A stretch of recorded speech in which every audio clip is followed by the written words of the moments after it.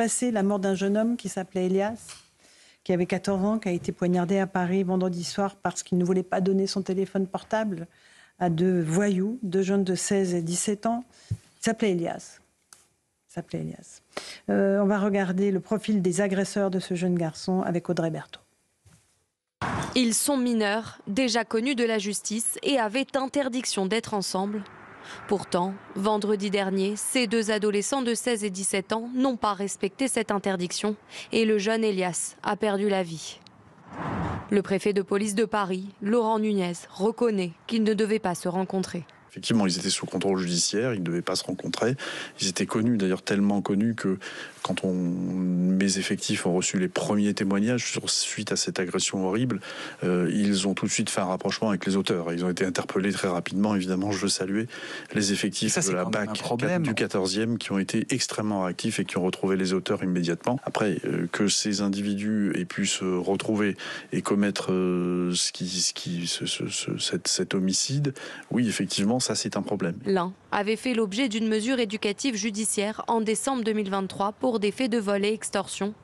Ils ont ensuite été présentés à la justice le 30 octobre dernier pour des faits de vol commis avec violence. Une enquête pour extorsion suivie de mort a été ouverte. Gauthier Le Breton, on sait plus sur le profil de ces deux jeunes, 16 et 17 ans, déjà récidivistes, très connus des services de police. Alors ils avaient l'interdiction de se voir, et pardonnez-moi de... Ça a été bien respecté. Tristement, ils vivent dans le même immeuble. Bien sûr. Comment voulez-vous qu'ils ne se voient pas ?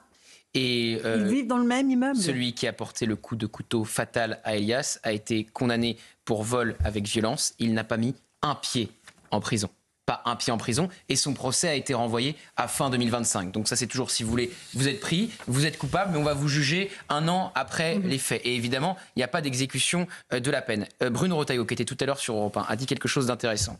On l'a interrogé sur le critère antisémite. Évidemment, puisque je mentionnais le fait que le jeune homme s'appelle Elias. Elias était juif, et à l'heure où je vous parle, on ne sait pas, l'enquête le dira, si en plus... il y a le critère antisémite dans le meurtre d'Elias. Et Bruno Retailleau a parlé d'un droit au premier tabassage. C'est intéressant comme expression. C'est-à-dire que le jeune qui a tué Elias, il a déjà violé avec violence. Donc, si vous voulez, sauf que la précédente fois, volé avec violence. Donc, la précédente fois, il n'y a pas eu de meurtre, mais il y avait déjà un vol avec violence. Donc, il n'y a pas eu de sanction pénale tout de suite. Donc, il parle du droit au premier tabassage pour qu'il y ait une sanction immédiate. Et Gérald Darmanin réunit les procureurs aujourd'hui pour leur faire part de cette circulaire qui va sortir ce soir, circulaire de la politique pénale, où il donne des instructions très fermes aux procureurs pour demander justement qu'on arrête avec ce droit au premier tabassage. Et donc il y a toujours la question de savoir si l'antisémitisme pourrait faire partie des mobiles L'enquête le dira. De ce meurtre. Louis Dragnel. Non, mais ce qui est frappant, c'est qu'il n'y a rien qui va en fait dans cette affaire, qui est évidemment une sinistre affaire monstrueuse. Mais quand on voit que celui qui a porté le coup fatal avait fait l'objet de mesures éducatives en décembre 2023 pour vol et extorsion, on se dit... c'est quoi les mesures éducatives ? C'est quoi ? C'est rencontrer une psy Oui, c'est-à-dire qu'on va l'accompagner dans sa démarche de, entre guillemets, réinsertion, sachant qu'il n'a pas à se réinsérer puisqu'il n'a jamais été incarcéré. Et on voit bien que toutes ces mesures-là sont peut-être sur le papier très intéressantes, mais aujourd'hui, ce que veulent les gens, c'est des actes. C'est ce qu'a très bien compris Gérald Darmanin, c'est ce qu'a très bien compris Bruno Retailleau. C'est pour ça que je rebondis sur ce que disait Gauthier à l'instant. Eux plaident maintenant pour des peines immédiates, quitte à ce qu'elles soient un tout petit peu courtes. Mais je pense même que les mesures de contrôle judiciaire, il faut réfléchir à des moyens pour faire exécuter réellement les contrôles judiciaires. Parce qu'en fait, combien de personnes violent leur contrôle judiciaire tous les jours ? En réalité, la police contrôle assez peu les contrôles judiciaires. Et donc, je pense qu'il faudrait même réfléchir à, pourquoi pas, un outil, pas des bracelets électroniques, puisque les bracelets électroniques sont des mesures de privation de liberté. C'est considéré comme des peines de prison. Mais pourquoi pas, je lance l'idée, mais de mettre un traçage GPS pour que les policiers ou l'administration pénitentiaire puissent suivre en temps réel l'endroit où se trouvent les personnes qui font l'objet d'un contrôle judiciaire. Vous vous rendez compte le nombre d'agents mais ça peut être fait. Non, mais justement, ça peut être fait par logiciel. Ça peut être fait avec un logiciel. Ça peut être fait de manière informatique. Et ça évite aux policiers et aux gendarmes justement de faire cette surveillance. Je veux juste rappeler que le vol avec violence, donc que avaient déjà commis ces deux individus, dont celui qui a donné le coup fatal à Elias, c'était le 30 octobre 2024, le 30 octobre dernier. Et évidemment, le procès aura lieu en 2025. Donc, si vous voulez, c'est beaucoup trop long. Là, il faut une réponse pénale tout de suite. Si le 30 octobre dernier, vous les mettez à l'ombre après ce premier vol avec violence, Elias est en vie. Donc c'est ça. Là, ils encourent la réclusion criminelle à perpétuité. C'est-à-dire qu'ils vont aller en prison ou ils vont aller en centre éducatif fermé? Alors non, là on attend de voir le jugement. Mais ils encourent la réclusion criminelle à perpétuité. Il faudra qu'on suive le jugement et le procès. Ils sont mineurs, Louis. Oui, mais entre 13 et 18 ans, vous pouvez aller en prison. Oui, mais pas une réclusion criminelle à perpétuité. Comment? Pas à perpétuité. Alors après, normalement, c'est les peines, vous le savez bien, c'est 50%. Normalement, l'excuse de minorité elle peut sauter. Exactement. À la discrétion du juge. À la discrétion du juge. Et ce que veut faire Bruno Retailleau, c'est que l'excuse de minorité ne soit plus la norme, mais soit l'exception. Soit l'exception. Voilà. Comme Gabriel Attal, d'ailleurs, qui a déposé une proposition de loi en ce sens, qui est débattue en ce moment même à l'Assemblée nationale, et comme Gérald Darmanin. Mais en fait, il faut arrêter de parler, là, il faut agir, c'est ce qu'attendent les Français. Donc là, on verra la différence. Faut des idées concrètes. Éric Revel. Parce qu'on était dans le recueillement de la commémoration de la libération du camp d'Auschwitz. Il faut donner un visage à Elias. Je ne sais pas si vous avez vu la photo d'Elias sur les réseaux sociaux. Oui. L'innocence au coin des lèvres, à peine sorti, encore de l'enfance, un adolescent magnifique. Vous voyez, quand on parle d'un crime abominable et qu'on voit en plus la photo de celui qui l'a payé de sa vie, c'est absolument insoutenable. Et ses parents, sa famille, doivent être absolument dévastés. Regardez cette image, parce qu'il faut affronter le regard de ce jeune gamin qui porte d'ailleurs son téléphone portable.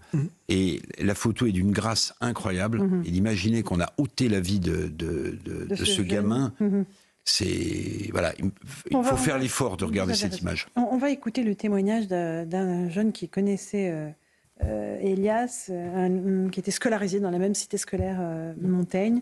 Il est sous le choc, évidemment, comme de nombreux de ses camarades. Écoutez ce qu'il dit.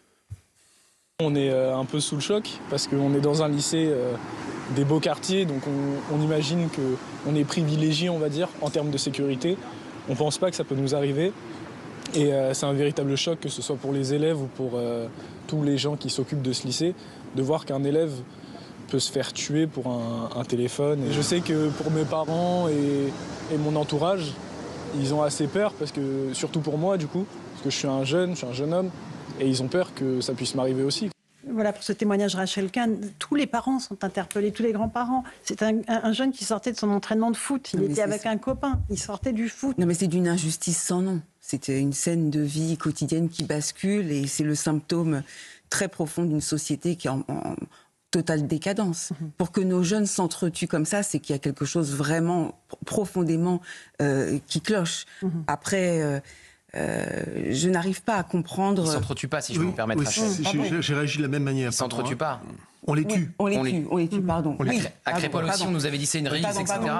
On les tue, mais c'est en fait, ce qui m'impressionne, c'est le fait que ce soit des mineurs qui tuent d'autres mineurs. C'est ça que je voulais dire. Voilà. Pardon, mais vous avez raison. Après, oui, il serait temps qu'on comprenne des mesures fortes, mais ça fait de semaine en semaine qu'on répète un peu la même chose, j'ai le sentiment, et une vive pensée à ses parents. On a été rejoint par Alain Bauer, qui est professeur de criminologie. Alain, bonsoir. On va évoquer votre livre tout à l'heure, mais là, on est sur un cas d'école, en réalité. Tout l'accompagnement judiciaire de ces mineurs délinquants a été défaillant, et ça a amené à la mort d'un jeune homme de 14 ans. C'est-à-dire qu'on croit qu'il y a un accompagnement judiciaire, mais en fait, le traitement des mineurs fait l'objet en France d'une sorte de trou noir entre des angéliques qui pensent qu'ils ne sont que des victimes de la société et qu'il faut traiter les auteurs comme des victimes parce que le remords colonial, qu'il ne faut pas sous-estimer, parce que la désagrégation de tout ce qui était les repères sociaux, les accompagnateurs, les pairs PAIRS et les pairs PERES, les deux vont assez bien ensemble sur ces questions-là. Et puis, il y avait face à ça une sorte de répression, c'était les bagnes pour enfants. Alors, les bagnes pour enfants étaient une horreur, il a été décidé d'y mettre fin. Et comme en France, on ne sait pas faire entre deux extrêmes quelque chose qui ait du sens, nous n'arrivons même pas à nous parler. Les policiers sont considérés comme des fascistes, les magistrats comme des laxistes, ces deux éléments étant faux. On n'a jamais mis autant de gens en prison pour des peines qui n'ont jamais été lourdes et des gens qui n'ont jamais été aussi jeunes. Mais on le fait avec un retard, un tempo qui n'a aucun sens et qui est incompréhensible dans une société qui, elle, va de plus en plus vite. Notamment sur des individus jeunes, Alain Bauer. Notamment sur des individus jeunes. Si on met 6 mois avant de donner la réponse, c'est mort, c'est fichu. On n'y arrive pas. Et réitérant ou récidiviste. Parce que je rappelle qu'à la première incartade délit, dès lors que ce n'est pas un crime, on ne sait jamais dans quelle catégorie on est. Est-ce que c'est la première fois qui sera l'unique fois? Alors je rappelle, sur 100 auteurs d'une première atteinte à la loi, à l'ordre ou aux règles, 66% ne recommenceront jamais. D'accord. Parce que les pairs vont agir. L'environnement va agir. Le système va dire tu ne recommenceras pas et il ne recommence pas. Parce que les parents sont là, parce que les grands-parents sont là, quand les parents ne sont pas là. Bref, il y a quelqu'un qui dit qu'il ne faut pas recommencer, l'éducateur sportif, l'éducateur de rue. Tous ces opérateurs sont présents. Il y en a 34% qui vont recommencer. Et ceux-là, nous ne savons pas les gérer parce que le système dit ah oui, mais deuxième chance. Ou troisième chance. On a même un record à Paris qui était 117 fois. 117 fois. Et donc, le problème, il est que nous n'avons pas inventé un système qui agit vite et bien. Et comme le dit très bien Béatrice Brugère, qui est magistrate, mais qui enseigne aussi au Conservatoire des Arts et Métiers, nous avons un système qui marche très bien ailleurs, qui sont les courtes peines rapides, les comparutions immédiates rapides. Alors, je précise bien, c'est pas toujours aller en prison, c'est être isolé d'un environnement qui est criminogène. C'est casser le rythme, le glissement vieillesse-technicité de la violence et du crime. Nous venons de faire une réforme qui est l'inverse. L'inverse. C'est-à-dire qu'on a étalé le délai entre la déclaration éventuelle de culpabilité et la déclaration de la peine pour ajouter environ 6 mois visant à évaluer le... Pour être sûr que ça n'ait aucune efficacité. Pour un primo-délinquant, pourquoi pas? Cette question peut se poser. Mais nous l'appliquons mécaniquement et répétitivement à peu près tout. Et c'est très doctrinal. Je rappelle que la France est le seul pays qui n'a pas de conférence de politique pénale dite de consensus. Nous ne nous parlons jamais. Nous nous dénonçons les uns les autres pour tout ce qu'on raconte, toutes les postures que nous pourrions avoir. Moi, j'ai été receleur de peur collective depuis mon premier papier sur « Il se passe quelque chose dans ce pays » qui date de 1999. Je le relis régulièrement pour me dire... vous aviez raison, mon cher Alain. Oui, non, c'est même pas ça. C'est pourquoi est-ce que j'ai pas insisté? Vous voyez, voilà, c'est un peu le... Il n'y avait pas de caisse de résonance, si je peux me permettre. Exactement, oui, il y avait un petit sujet. Il y avait un petit sujet où les messages étaient un peu étouffés. J'aimerais qu'on écoute Bruno Retailleau. Il était il y a quelques instants sur Europe 1 dans l'émission de Cyril Hanouna. Il a évoqué cette espèce de parcours de délinquance où il y a une sorte d'impunité pour les mineurs qui s'installent. On écoute le ministre de l'Intérieur. Il faut renverser la table, il faut revoir de fond en comble cette politique. Par exemple, arrêter avec l'excuse de minorité, faire en sorte que, aujourd'hui c'est la règle, elle ne devrait devenir que l'exception, c'est-à-dire que ce serait à la main du juge. Aujourd'hui, au moment où je vous parle, il y a une règle de droit qui fait que pour des mineurs, dans le processus, quand ils commettent quelque chose de grave, eh bien on sépare la reconnaissance de culpabilité de la sanction. Il y a des enfants, vous avez des enfants. Est-ce que, à notre domicile, pour des enfants qu'on aime, est-ce qu'on ferait la même chose? Est-ce qu'on lui dirait écoute, t'as fait une bêtise, je reconnais et tu dois reconnaître ta culpabilité, mais finalement la sanction, on va y réfléchir et ça va tomber dans quelques mois. Le bon sens de Bruno Retailleau, Louis Dragnel, mais dans les faits, dans la réalité, qu'est-ce qui se passe pour ces mineurs délinquants? On n'arrive pas à stopper ces parcours. Clairement non, et le sujet n'est pas nouveau, et d'ailleurs c'est ce que disait très justement Bruno Retailleau.